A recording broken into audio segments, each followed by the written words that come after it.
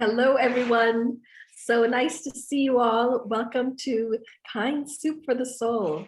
And thank you for taking some time out on your Monday evening to cook soup with us.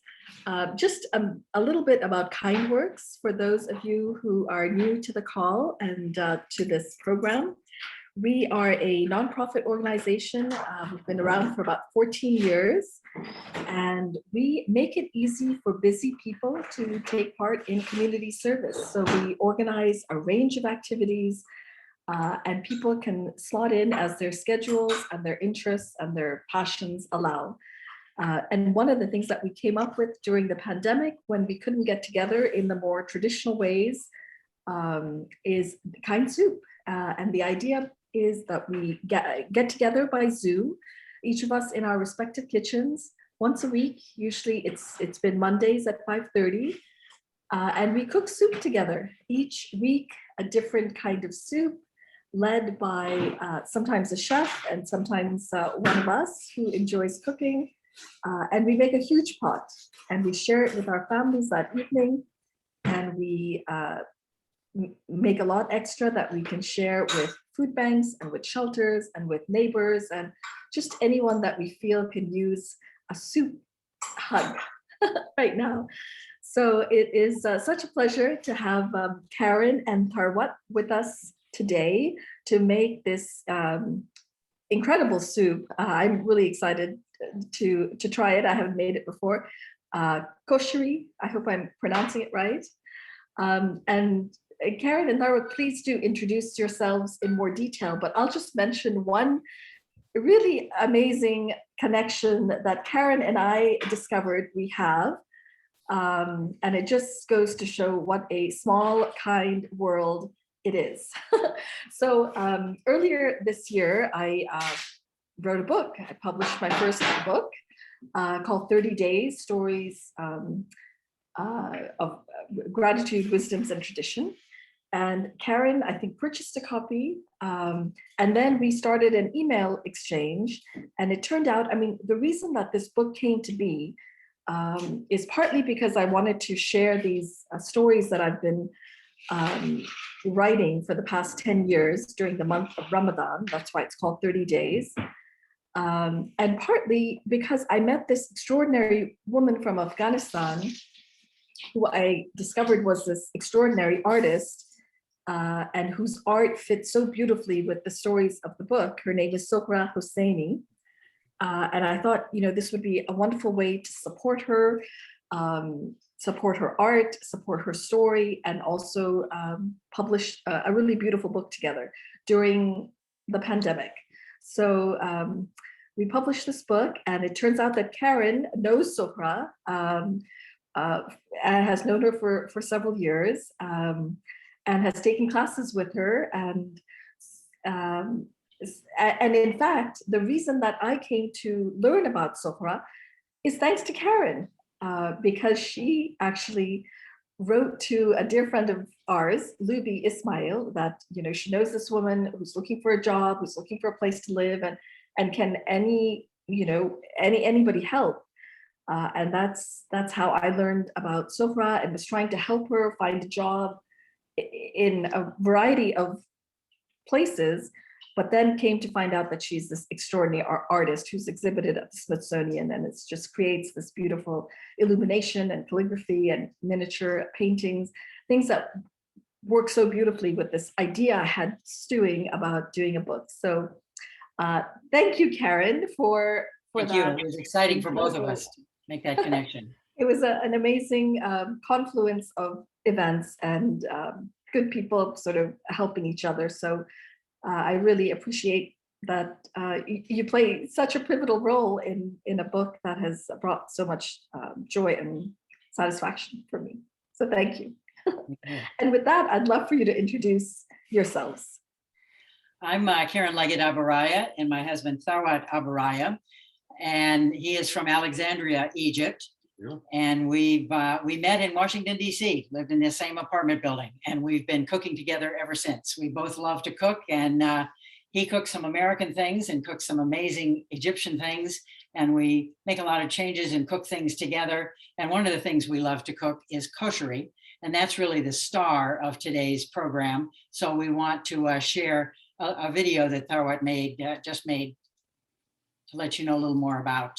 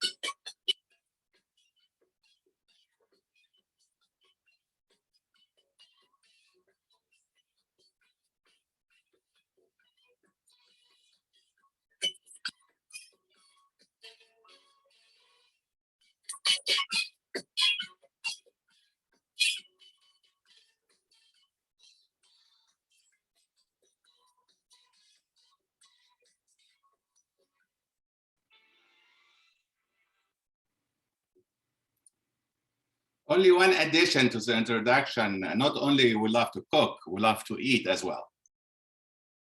Okay. That's right. And what you'll find, we've given you one recipe for koshery, which some of you may have already made or partly made as we suggested, but you'll see in some of the pictures that we're going to show, and if you look for recipes online, everybody's koshery is a little bit different. And it's almost like Americans making macaroni and cheese. Everybody has their favorite cheese, whether they add butter, whether they add milk, whether they put crumbs on top. So koshery is a lot of different things to a lot of people. And it's sort of hit a new high in Egypt. It wasn't nearly as popular a generation ago, but now it's quite popular among, and this is the kosher, this is the Cairo version. There is also an Alexandria version, and we'll tell you a little bit more about that at the end after you've seen what the Cairo version is. Now, we had suggested that you make the main ingredients ahead of time, because a lot of it's just standing and waiting while lentils boil and pasta boils and rice cooks. So theoretically, you've all got that done. If it's not, you can start cooking it now. It'll just take a little longer. And what we're going to be making right now is the sauce. So we're going to start putting the olive oil. You've got about 2 tablespoons of olive oil. Let's see, I think we can switch this so you can. Yeah, well, now it's falling down.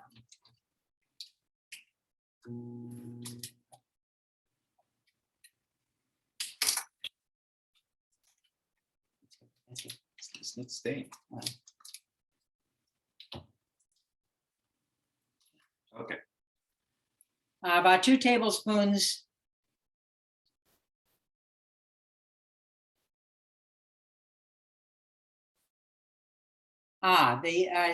Marge Klein wants to know about the Alexandria version.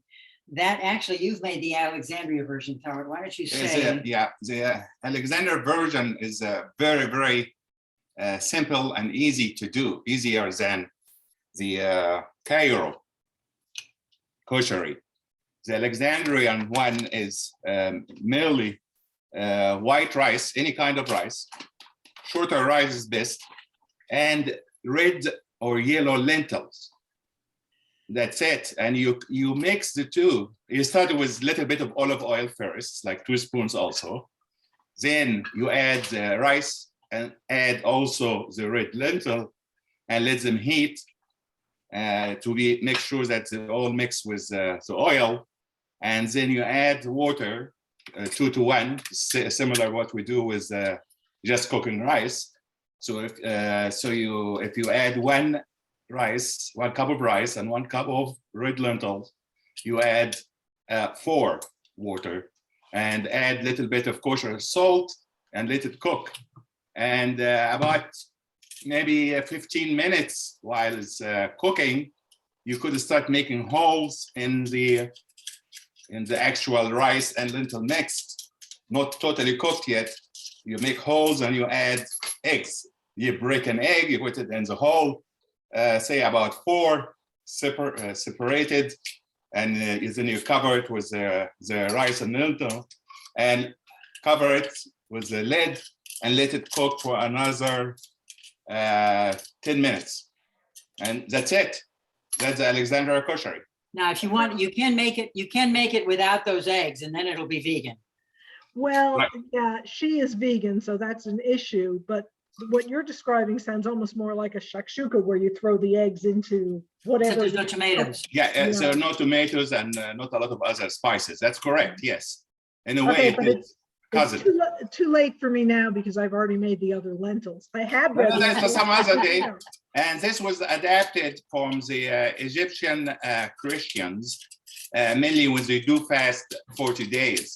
So that replaces a lot of other food that has high protein, carbohydrates, and very healthy. That's it. Now we'll go back to the Cairo. Now we're back. Tharwat, Yes. that sounded a little like the Magadara, right? Yes, similar. Magadara is made with a brown lentil and has some other mixes, but I'm not familiar with Magadara. But That's like mujadara in Lebanese, right? yes, yes. Mm, And I think it's delicious. more Lebanese than Egyptian, but in Egypt we eat everything Mediterranean in general. Thank you. And now you notice that we've got about 10 to 15 cloves of garlic. That's more cloves than Americans put in anything. That's as many as they would use in a week. But the Egyptians love garlic, and we use a lot of it. And it's one of the main seasonings in this. So I'm using about 15 cloves that I'm smashing into the oil. We're going to want to just brown it. We don't want it to get. We don't want to burn it.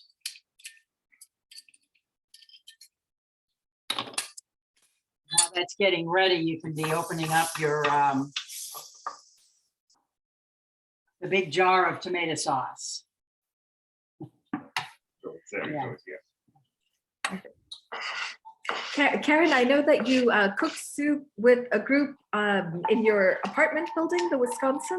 We do, yes, and I think Maya Newman is the one who organized it. We're in the Wisconsin, and she sent around an email asking if anybody wanted to cook soup, and she and her husband would take it to the distribution sites.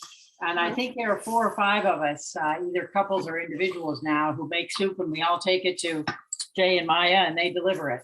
They were That's going to so be on wonderful. this evening, but I'm not. You sure. cook together in person, or do you? No, we cook, and when we often, this isn't always a good time, so we aren't often on the Zoom. We cook individually. We've Uh-huh. come to know each other now, but we cook individually and then just take all the frozen canisters of the soup, whatever the soup is. We take that to Maya, and she and Jay deliver it. That's wonderful. Okay. Thank you for doing that. All right, we're ready to add the tomato sauce as soon as the you want to stand back because it'll squirt a little bit.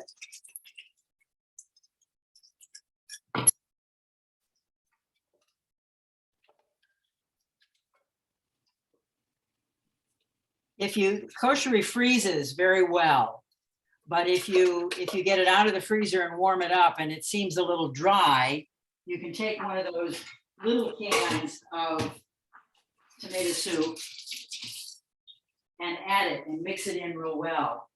What we're going to do this evening, we'll show you some of the pictures in a bit. You can add the salt. You can add salt as much as you like. We always have sort of a disagreement on salt. Karen, can you remind us how much tomato sauce you put in there? I put in 1 large can, one of the large 28-ounce cans. Okay, so I've got small cans, so I'll do 2 of those. They're 15 ounces each. 50, yeah, that would, yes. Yeah, this is the can we used. Yeah. Yeah, 15, that'd be fine.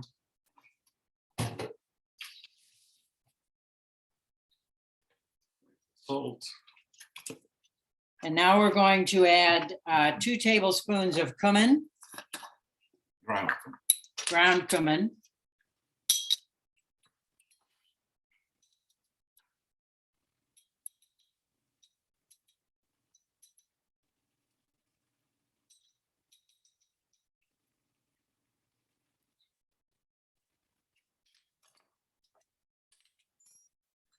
and a 1/4 cup of red wine vinegar.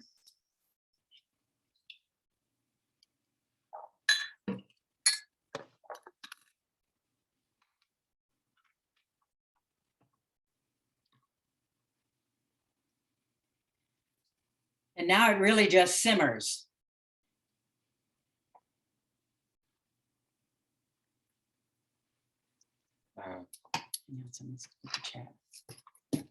Also, I would add the 15-ounce can, the extra can at the end, once you see if you need the additional. And that's just so that to make sure that you had that much available. Some people will like it with more tomato sauce, and some people will like it with a little less. And if you have an audience who really likes it hot, you can add crushed red peppers. You can also serve it, and you can serve it at the end with Tabasco. You'll see some of the restaurants or places where you get it will have Tabasco and vinegar sitting on the table. And there's something else, and we've taken a shortcut. Also at the end, you can add crispy onions. And this is the brand Lara's that comes from Whole Foods or Balducci's. I think you can also get them in other grocery stores, and other French's, I think, has some crispy onions. Egyptians would actually make the onions, would start with the fresh onions. That can take probably 30 to 40 minutes, and you have to use a lot of onions, and you have to be able to withstand turning those onions for a long time without tearing up. And they're cooked until they're really black. And it's a little bit different when you have the crispy onions that you buy ready-made, but it's an easier alternative.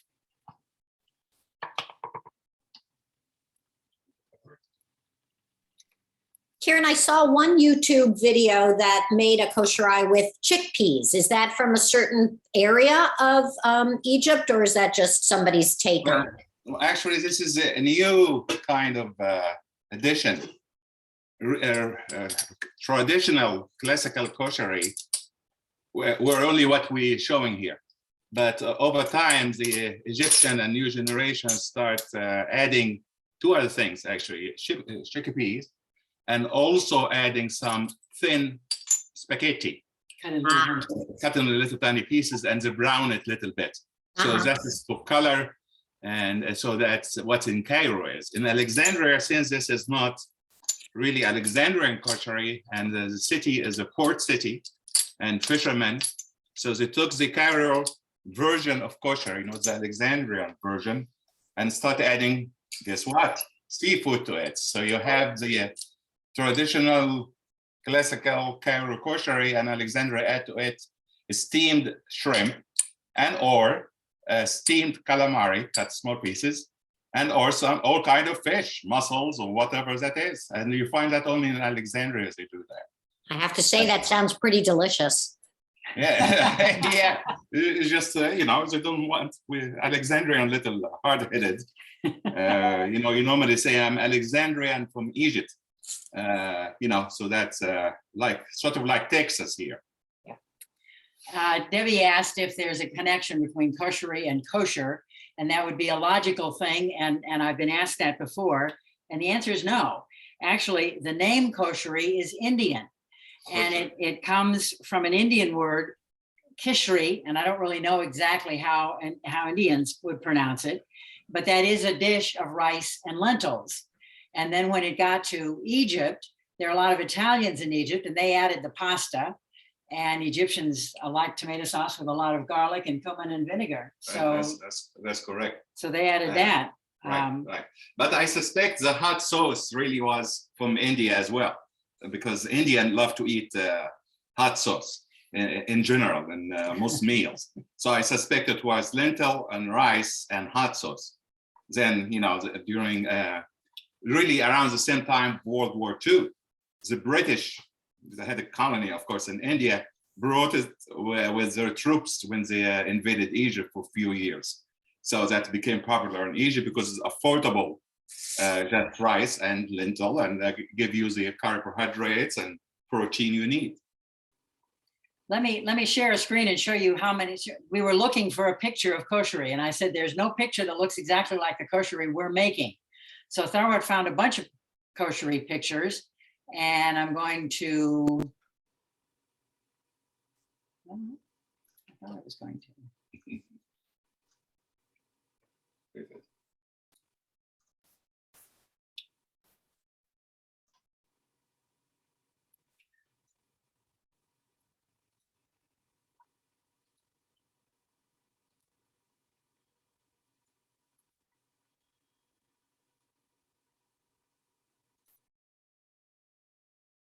There you go. There you can see all the different, that's all koshery. In some cases, you see big pieces of tomato. Sometimes you do see the chickpeas. Sometimes you see the little pieces of spaghetti. Now, one thing you do notice that is similar, it's layered. And that's what I would suggest you eat it that way tonight. If you're going to have this for your dinner tonight, you start usually with the rice on the bottom, and then the pasta, and then the lentils, and then as much sauce as you want. You may mix it all up on your plate, but it starts out that way, so it looks pretty. Now, when you're making it to package for tomorrow, you can put it all in the, presumably you've got a big saucepan for your pasta, and you can put everything in there and add the sauce and mix it all up. And that's when you may want to use that extra can of tomato sauce that I suggested in the recipe. If it seems a little dry, add that extra can. I also wanted to show, before I leave here, I want to share, this is a picture of our favorite koshery restaurant in Cairo. It's called Koshery Tahrir. It used to be what we would consider a hole in the wall, and then koshery became very popular. So they got fancy, and now they have branches. And I understand they may even have branches opening soon in New York. So you never know, we may get koshery right directly from there. Actually, it is the last picture and the video, which was very fast. The gentleman was serving koshery at the restaurant. At the restaurant, At right, Abariah, right. which is, they have massive plate in front of them full of rice. I don't know if we could get it back or not and make it still picture, meaning, well, Not right now, not in the middle. Well, if we can't get that back, then why don't we take a team trip to New York and all go have koshery together? I'll go have koshery in New York, that's right, yes. Yeah. You don't need to, yeah, well, definitely they have it in New York, but also many places in Virginia now. Egyptian restaurant called Fafa Pot. Will you put that in the chat? I got a few things I have several things to put in the chat, and they'll include two restaurants. One is in Falls Church called Fava Pot. Both of them are women owned. And the one in Virginia started, Dina Daniels started with a food truck and expanded to the first restaurant. The first restaurant Now in Falls Church. And now she also has one at Union Market in DC and DuPont Circle. So there are 3 places. And in Clarksville, Maryland, sort of on the way to Baltimore, there's another one called Koshery by Misteka. And that's run by another young woman, Iman Musa, and it's a vegan restaurant. And of course, koshery fits very well into that. And koshery is in her name. She's part of a sort of one of these large food courts. It's a lovely place up in Clarksville. And she was hoping to join us tonight, but she's cooking koshery at her own restaurant. She did offer, for anybody who's participating tonight, she offered 20% off. So I'm going to put that information in the chat. And if you get up to Clarksville, you can try her koshery, Iman's koshery, for 20% off. I think she's on, Karen. I see a name, Iman Musa. Iman? Yeah. She was gonna try to come on, even if she couldn't talk because she's busy cooking and serving customers. We need the cameras. Yeah. That's great. Well, and actually, Iman's place is, it's a takeout mainly. So you could order ahead of time, and you go there, drive, and pick it up. Okay. Let me get it into the chat here. And And she's you said friend you with, met, you and Tharwat met in the building? not this building, in Connecticut Heights in DC, Ah, okay. very close to Chevy Chase. Okay. How many years ago? Oh, well, that's, Wow. wow. Over 40. Wow. 1981. Was that, is Connecticut Heights the one right at Ellicott? Yes. Yes, it is. yes. I lived there for 6 days.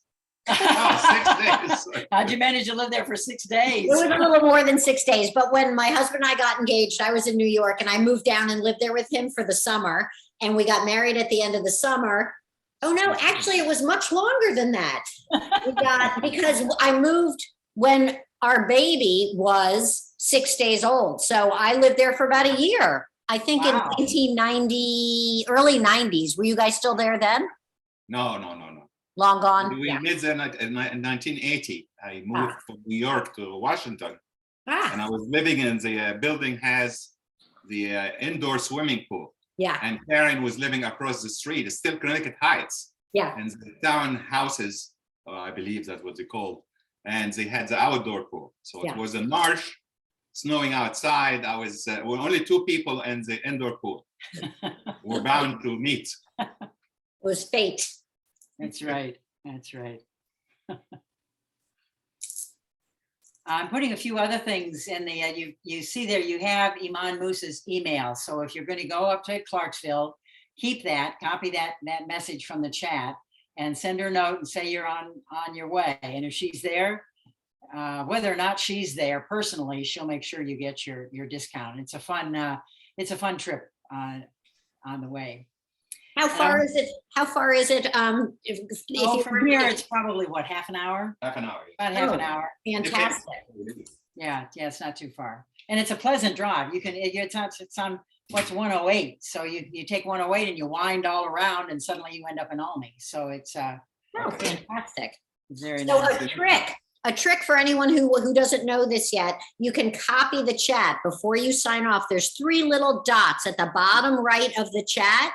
And if you click on that and you click save chat, you don't have to sit and make copies of individual That's right. things that you want to keep. And at this time, if you're cooking your tomato sauce, should be ready Should be ready and you can just turn it off and let it sit there. until the other thing. We'll mix it, some of it. We'll mix some of it. Yeah. So I want to take a few minutes and tell you about a few other things. We mentioned at the outset that Tharwat and I co-chair the Baltimore-Luxor Alexandria Sister City Committee. Rockville has sister cities, Montgomery County has sister counties and cities, and Baltimore actually has 8 port cities that are sister cities. Alexandria and Luxor are 2 in Egypt. We also have Xiamen, China, Kawasaki, Japan, Rotterdam, the Netherlands, Xiamen, China, Piraeus, Greece, Liberia. and Liberia, Banga, Liberia, and they're working on Cameroon and South Korea. South Korea. So and that means that there are some people from those countries or people interested in promoting their heritage from all of those cities. And a lot of the cities are not necessarily led by immigrants from those cities. It's people who love the city. In some cases, the Japanese has been led for a long time by another couple where it's an American wife and a Japanese husband. So there are a number of situations like that. But if you have any interest in that, look it up either in the Washington area, in Montgomery County, or in Baltimore. And also, state of Maryland has a sistership too, as a state. Sister states. Sister right. state, yes. And part of the reason we got involved in the Sister City program was because that's the umbrella organization for the Friends of the Library. There are Friends of the Library in Alexandria, Egypt, all over the world. And we wanted to join the American one that was in Maryland, because in 2012, I wrote a children's book about the Egyptian Revolution called Hands Around the Library, Protecting Egypt's Treasured Books. And I've put in the chat the website where you can see that book. It was about a wonderful moment during the revolution in Egypt in 2011, when people feared that thugs were going to throw rocks through the library, and it has mostly glass walls. So they literally held hands around the entire library to prevent that from happening. And it was a beautiful moment of solidarity, Muslims and Christians, old people, young people, everybody getting together to do that. And I wrote that children's book. It was beautifully illustrated in cut paper collage by Susan L. Roth. And it's for 3rd to 5th graders. And we now have conversations about that book and conversations that we are facilitating between 5th graders in Alexandria, Egypt and 5th graders in Baltimore. And that's been quite an amazing tangent and outgrowth of that. And there's also I also wrote a picture book biography of Malala Yousafzai, and that's on the same website. So you're welcome to look at those. And if you like Arab American literature, I've had the privilege of teaching or co-teaching at Politics and Prose with Heba El Shazli, who's an Egyptian American who teaches at George Mason. And we teach together, and we'll be teaching next spring. And with MEAG, which is led by Debbie Trent, we have a series of author conversations once a month, starting in April, Arab American Heritage Month, April 2022, and we'll have 3 April, May, and June. And we'll have those on our Facebook pages and online, so you can become introduced to a lot of Arab American authors and a lot of literature that we think you might find enjoyable. What is the situation in Egypt right now? Is it safe to travel? Yes, I just came, not just, I was in Egypt towards the end of last September, and I came at the end of October. So I spent 5 weeks in Egypt between Cairo and Alexandria. I didn't travel out beyond that. But in general, it is, my understanding is safe.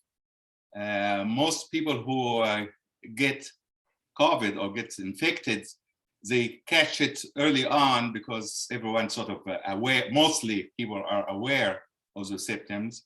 So they go and get medication and deal with it. So they get treated at home, and it is mild, most of the cases. Yet, of course, Egypt suffered, many people died. And about 30% of the Egyptians are fully vaccinated, and about 45%, only got one shot, and the remaining are not. Many wear masks and several don't, like nothing is there. So that's basically the situation in Egypt. But I went and I was fully vaccinated, had 3 shots, and I came back and there was no issues whatsoever. But you came back, you had a test, and you had a whole fancy paper saying you had a test, and nobody asked to look at it. Yes, and that is a sad part. I mainly worked many years in the travel industry, and the United States insists on, before you come on board any flight leaving Egypt or anywhere else in the world, I believe, you got to have PCR, negative PCR, 97 hours, something like that, 3 days or less. And they insist on it. But when I got in Dallas airport here, non-stop from Cairo and Egypt Air, no one asked about it, or no one checked temperature, nothing happened, which is very sad. I mean, after all of this effort, and no one really checked. That's amazing. I hope this has changed. So yes. Has anybody on the call and been to Egypt? Do you have favorite sites or favorite recollections? Well, Alexandria, I mean, Michelle Alexandria, of course. She's right from there. Yes. Right. Yes, I've traveled to Cairo. My Alexandria doesn't exist anymore. Oh, in your mind, yes. So a lot of development took place, and a lot of, how do I say that, unauthorized new buildings and very high got built during the revolution of unrest for like a year and a half. So and Egypt, unfortunately, still suffer from corruption. And that's what President Sisi continued to say. What keeps him awake at night, it is not to protect Egypt for any other army or forces, he already spent a lot of money on that, buying war equipment, or whatever you call it, defense equipment everywhere. Egypt now moved to the 6th in the world in capability. But what he keeps him awake at night is, there are two things actually. One is controlling population, new birth. It's like 1 million every 6 months, I believe. And number two is corruption. And that's, that's unfortunate. So that's the two things really he's been trying very, very hard to fight and control. And he began about 7 years ago, and it still hasn't moved the needle. They're trying very hard to bring back tourism. They've got some big, you probably have heard of GEM, the Grand Egyptian Museum, which is going to be a huge museum right near the pyramids that will take not everything, but a lot of the things from the traditional Cairo museum that's right on Tahrir Square. And there's another museum called the National Museum of Egyptian Civilizations. It's sort of in between Cairo and the pyramids. And it just opened a few weeks ago. And it represents all the civilizations. We tend to think of Egypt as just the pyramids and the mummies, but it represents all the civilizations from that ancient time through Jewish Cairo, Islamic Cairo, Christian Cairo, all the history right up to the modern times. And it's quite an exquisite museum. So if you have a chance to go to Egypt, it's one of the new things that will be beautiful to see. And about 2 weeks ago, Egypt had a major parade celebrating the reopening of the, what do you call it, Rams Rams Road. and the Sphinx Road, which is in Luxor, which is connects to the Luxor temple and connecting that to the Karnak temples, has more than one temple. And a lot of people refer to it as a Karnak temple. This is incorrect. And in Karnak temple, actually, you find they have, of course, ancient Egyptian temple. Then you have a Christian church. Then you have an Islamic mosque as well. All of that preserved within the same area. And if you miss the parade, it's available on YouTube for free. Egypt has done an amazing job within, if you like, ancient Egyptian kind of, and they mix with it some modern Egyptian songs and dance. It's unbelievable. It is available. We could send you the link to that. And also before that, like 6 months before, when they opened the new museum Karen spoke about for the Egyptian civilizations, they moved the mummies from the National Egyptian of Antiquities Museum to the new museum, and they made a parade and they moved the mummies, 22 of them, like the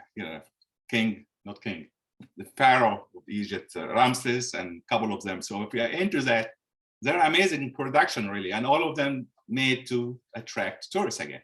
And now since they made the parade in Luxor, there are no tickets to Luxor even from within Egypt available, because a lot Everybody of tourists wants to go on that. a lot of Italian, French, and a lot of Russians, but the Russians come not for the antiquities, they go to the Red Sea for the beaches. I was in Cairo many years ago. It was the United Nations Fund for Population when they had their huge conference, perhaps in '94 or so. And I traveled there alone. And it's one of the few Muslim cities where I felt safe as a woman traveling, on my own, which was great. And what I remember, of course, Khan Khalili, and I forget the name of the cafe, the famous one where Naguib Mahfouz wrote his books. Yes. So I believe now they name it after his name, Naguib Mahfouz. Right. There's Naguib Mahfouz restaurant, I'm sorry. And yes, El Fishawi. Yes. Yeah, the Fishawi Cafe. Yes, that's correct. The Cairo Museum that you mentioned, I mean, that is one of the best museums I have seen in the world. I went on a tour with a guide, which I would highly recommend. And it was incredible, just the history lesson and the various items that are kept there. And of course, a visit to the pyramids is a highlight. There's also now a new museum of Naguib Mahfouz, and it's right in the neighborhood where Sugarland and Sugar Street and all of his novels takes place. So it's quite interesting. So for your next trip to Cairo, you can. Yes, inshallah, we're planning one soon. Good. And also we have the Alexandria Library, which was started being built in 1995 and opened to the public 2003 officially, with 2002. And the idea is this is to resurrect the history of the ancient library, which was destroyed at one time, and people still disagree what caused it. Was it a fire, friendly fire, or attacked by other people? But this is the idea. The only thing in similarity is it's built on the same site, but the look of it is completely modern, designed by Norwegian and mainly made outside from glass. And it looks like the sun disk tilted a little bit. We'll send you some picture of that. There's a granite wall that has this sun disk and has a granite wall, and there are thousands of blocks of granite, each one imprinted with a letter from an alphabet, either a current or an historic alphabet. So it was very cleverly, and inside, to reflect both the ship motifs of both Norway, where the architects came from, and Alexandria, one of the second floor rooms is shaped like the bow of a ship. And when you're in that room, it actually comes to a point at the far end. So it's quite an amazing structure, in addition to all of the amazing work that it does. Tharwat now chairs the International Friends of the Bibliotheca Alexandrina, which is an organization that has been around since before the library was open and has chapters in many, many countries and is now being reorganized. But it's a fascinating institution to be connected to and to see if you have a chance to. A lot of tours don't go to Alexandria. They sort of leave Alexandria off the itinerary. And we think that's really unfortunate. Tharwat's done his best to add it whenever he can, and certainly to your own personal tour. And we'll give you all kinds of places to go and certainly places to eat. Right, and also we were very lucky a couple of years ago, we were able to invite the public relation director of Bibliotheca Alexandrina. She came over and we hosted her for 7 days in the Washington area. And she gave presentations, 4 different presentations, including the Library of Congress, Department of State, and in Baltimore, what's the name of the library there? I forget. Enoch Pratt. Enoch Pratt, and some other place. So it was amazing. Well-received presentation from this lady who speaks 7 languages, Egyptian who speaks 7 languages. Wow. I'm putting my email in here so that if you have questions either about the recipe or anything that we've talked about, please just send me a note. We need to mix. And I think we want to show how you would serve koshery. Well, we need to have this camera. No, there. We'll get the other camera view here.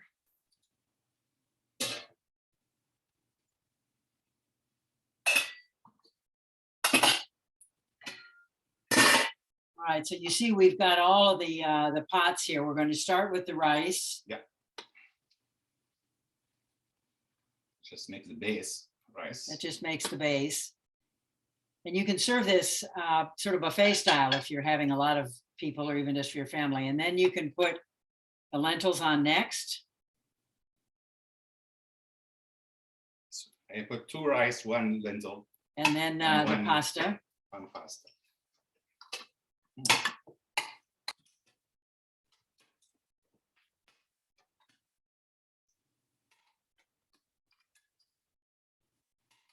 So the spices are just in the tomato sauce, right? Did you add salt or anything in the lentils or?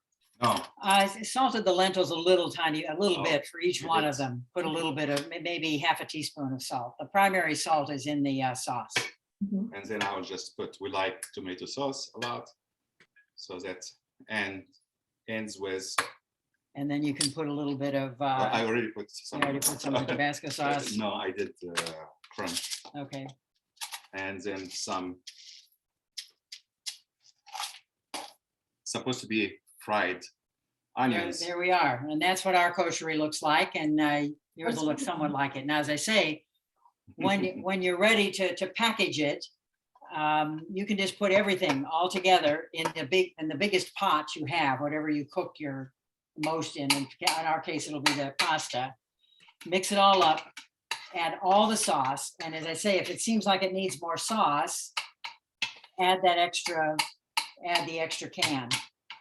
And then you can freeze it. Now, what I did when I made the labels for, I don't know whether this comes out the right direction. For the label, I added at the bottom, serve with hot sauce and or crispy onions. So that then, because that's not something that you really can't, there's no way to add that at the beginning. And some people may not want the hot sauce. So that we just added that at the end. And it will, they say it will stay frozen like that very well. In fact, Debbie had some of mine in her freezer that she served at a potluck. So you know that it comes out and it heats up and you can add a little tomato sauce and add your hot sauce and your onions, and it does quite well.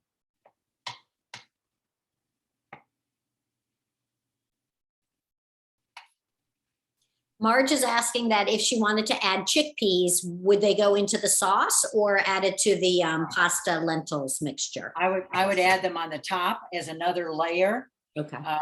We had rice, lentils, and sometimes people put them on top of the tomato sauce. I've seen it that way as well. But you can also just mix it in. Then of course, when you're mixing everything, then you just add a can of chickpeas, or you could just make it a fourth layer. Thank you. And if you haven't learned it tonight, you could, and you don't want to spend the time, you could hire Karen and I to like, how much? $1,500 to make it for you. We'll Can come we- and do your banquet. Can we hire you to be our guides in Egypt one time? That's what you really want to do, yeah. That is what we want. You really need in Egypt, you need an Egyptologist. I'm not. I'm You're a so marketer. close. No, and besides, I don't ever also escort my own groups. I learned that early on, not to be involved. I have somebody else taking care of the group. I could travel along, but not to. Because don't forget, if you have 16 different people traveling with you, small groups, you still have 16 different personalities. And normally you have majority are wonderful. And you will find one person always complaining, wants refund after the. Why are you looking at me when you say that? I heard in the building, This is so wonderful. Thank you for teaching us how to make this, and also for all of this amazing history and information and insight. And can't wait to return to Egypt and discover it some more. I just want to take a minute, if it's okay, to share something that we have produced at KindWorks. If you can see this, it's a 2022 kindness calendar. And this is part of our year-end fundraising campaign. So it is filled with stories and kindnesses for every day of the year. And there's beautiful art by an artist named Koshery, and stories inspired by our work. And then I don't know if you can see it, but every day there's a kindness that you can do or share, from buy a meal for a homeless person, to send flowers to family or a friend for no reason at all, send a thank you letter rather than an email. The art is just exquisite, and I hope the stories and the kindnesses will inspire people to just share a little kindness all year long. So I just wanted to mention that if anybody's interested, it's we are doing our year-end fundraising. So for donations of 100 or more, we would love to send this very unique gift to you. Is that on the website? It is, yes. great. That's beautiful. Thank you. Are there still copies of your book available? Yes, there are. Okay. I realize my daughter has mine, so I don't get to take a look at it as often as I would like to. So you get my own copy. Marge Klein asked if there's another Egyptian soup. Egyptians make a yellow lentil soup. It's not unlike other lentil soups. It's a little bit like the lentil soup that you might get in an Indian or Lebanese restaurant, but it's not with these. Like if you get a Progresso can of soup, it's made with the brown lentils that we use tonight. But the yellow lentils are blended, so that's so it's a creamy soup, but it also has cumin, so it's a very nice. It's a nice thick, good heavy soup for winter. And when you review the recording, if you're going to, watch the video again, because it was a little fast, and the beginning of it to start by saying the secret sauce, Egyptian secret sauce. And then it takes it from there, lifting the pyramid up and looking underneath it to see what it is. And it moves in and says, Omar al-Sharif, not Omar al-Sharif, not Karen and I on a honeymoon in front of the pyramid, and continue to say, no, not. Then it comes to spices and say, this spice is specifically cumin. Cumin in Egypt goes in mainly everything with tomato sauce.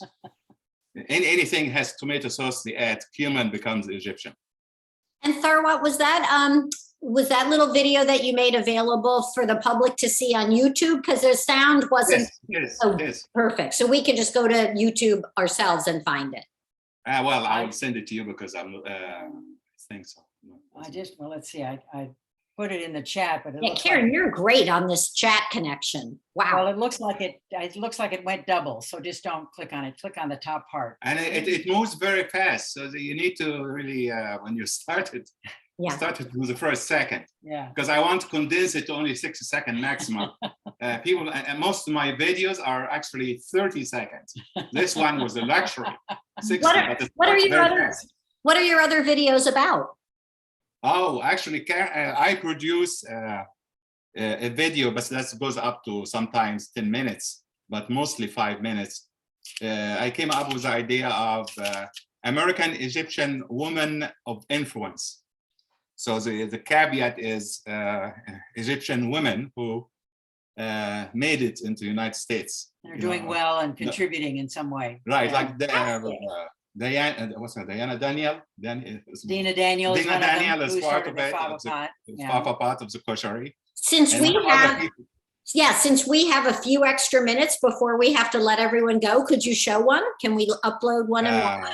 No, that's 5-10 minutes each. Oh, okay. We'll look on your YouTube channel. Okay. Yeah, well, you could show up the beginning of one, but which one Karen will have to select. Oh, see this one. Will be fascinated. I'll share one that's particularly fun. Okay. It's Shireen Ahmed, and she's local. I mean, close to local. She lives good. almost in Baltimore. Okay. And she is currently on tour as Eliza in My Fair Lady. She is the first Arab Muslim Eliza. Wow.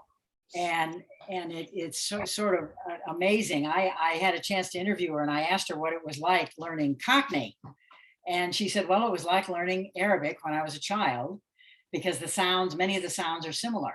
So she didn't have that much trouble learning Cockney, and she's a beautiful singer. She's the one who, if any of you saw My Fair Lady at the Kennedy Center 2 years ago, maybe, pre-pandemic,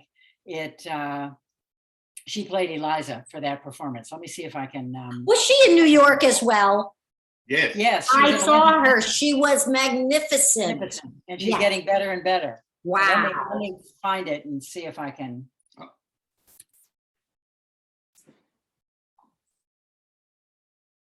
Sama, there's a question for you in the chat.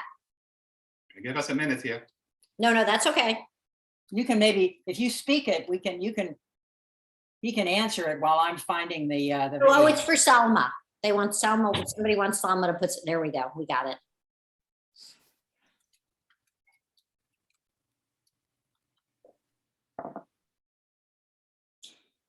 And while we're doing that, I'll remind everybody that next week we're cooking a black bean and pumpkin soup. It has, like our MLK soup last year, there's a pork version that uses ham. There's a non-pork and can be halal and kosher version using smoked turkey. And then there is a vegetarian, vegan version. So however you like your black bean soup, give this one a try. I've made it a few times before. It's absolutely delicious. The pumpkin gives it such a nice, sweet and thick, warm Okay. addition. Okay, go ahead. You ready? Yeah, the video is ready. Okay.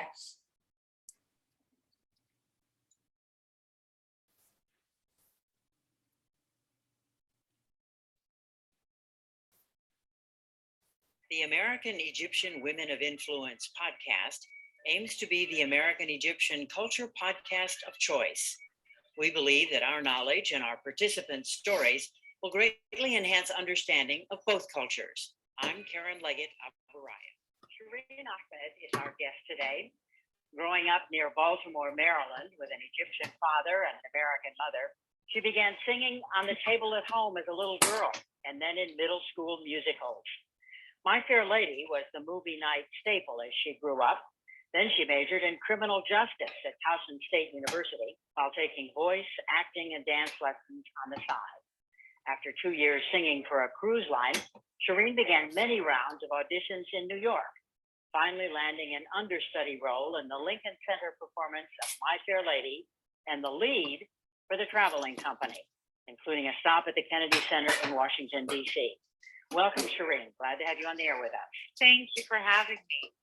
Certainly, this is a professional high point very early in your career, Shireen, to be playing Eliza. But tell me a bit about how you feel being the first actress of Arab Muslim descent to play such a quintessentially English role in an American musical. It's exciting, and with that comes so much responsibility because not only am I stepping into a role that is quintessentially for white women, but also a role that has absolutely nothing to do with my race, with my background, with where I come from. And in a traditional American musical, it's exciting.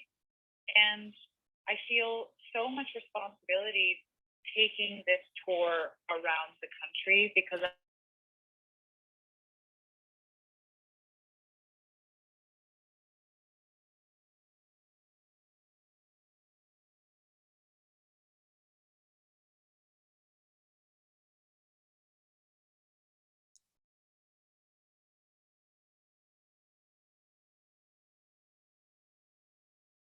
Did we lose the sound?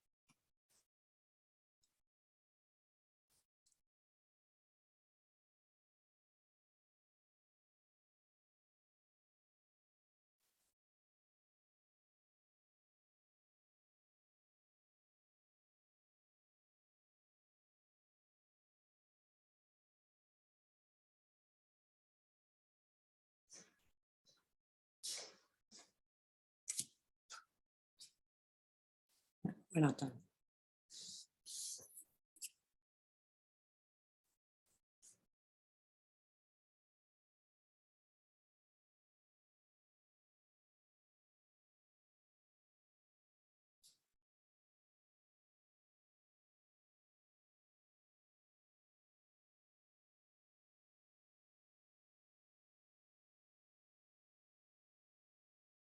I think we lost the sound, so I stopped it, but we all got a great taste of what we can go on and look at for Karen and Tharwat's YouTubes. Karen, you are muted.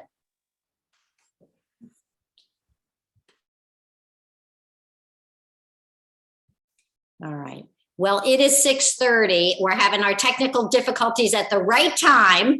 We had such a lovely hour with you both. Thank you so much for sharing yourselves, all the different things that you're involved in.